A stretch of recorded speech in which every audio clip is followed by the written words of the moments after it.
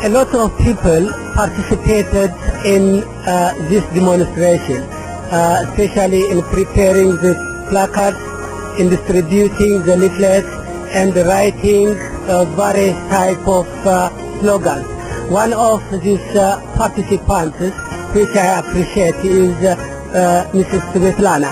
Mrs. Svetlana, how you could prepare this much placards and a lot of written things for this demonstration, including the Ethiopian flag?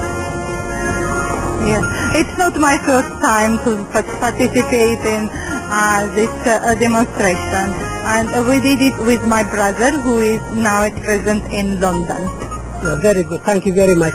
And how you are so motivated like Ethiopians? You are Ethiopian, I know, but how you are so much motivated and so much concerned about the Ethiopian situation? Yes, I feel myself Ethiopian because my husband is Ethiopian.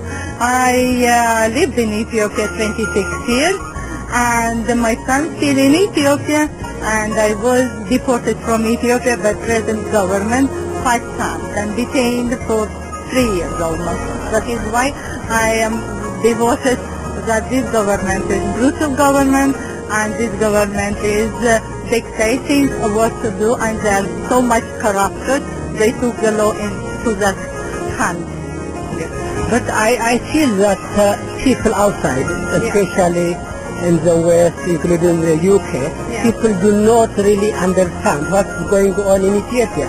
I don't think they know what's going on in Addis Ababa, like, people are under the gun, tanks are in the streets, and people are watched, people are missing from home. And what do you think we can do to tell to the international community in general, in the UK people in particular? What do we need to do to make them aware of all these difficulties in Ethiopia?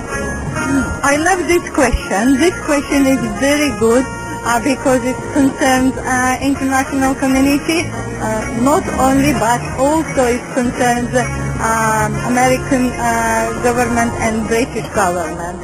They don't pay attention for simply one reason.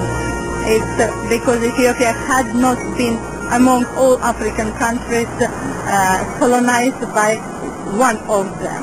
And Ethiopia is still today is not colonized, I believe.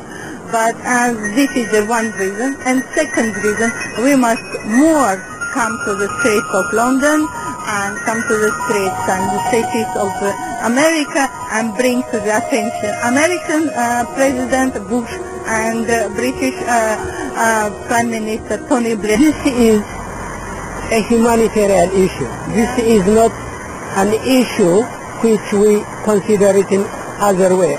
But how can they tolerate, how can the international community tolerate the killing of people right in the city of Addis Ababa, in the countryside, and hundreds of people each day detained, and hundreds of people each day tortured, and every day people are killed?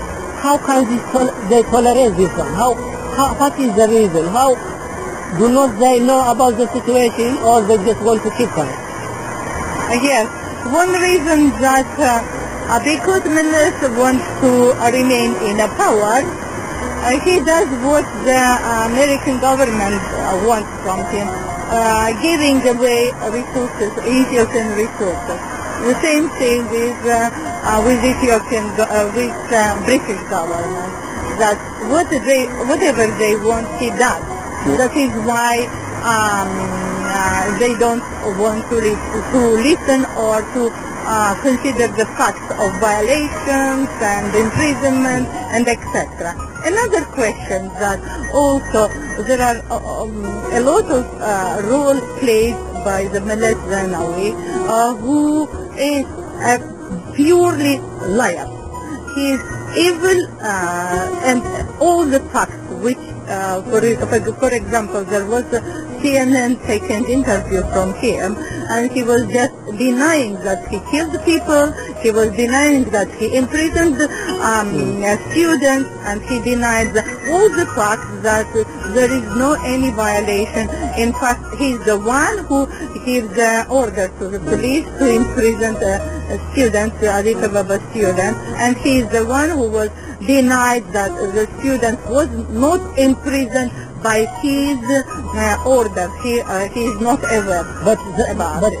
Even the European Union observation team has already declared that the election was not fair and was not done properly.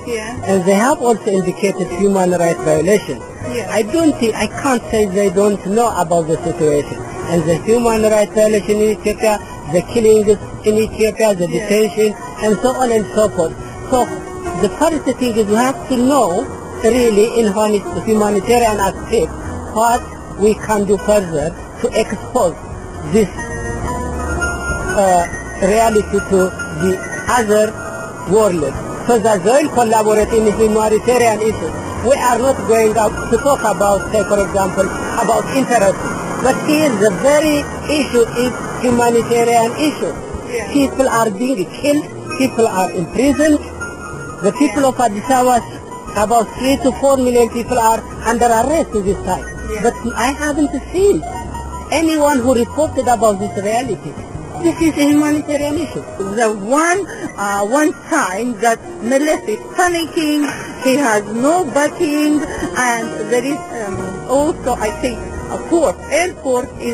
Ethiopian airport is not backing him, they are against him.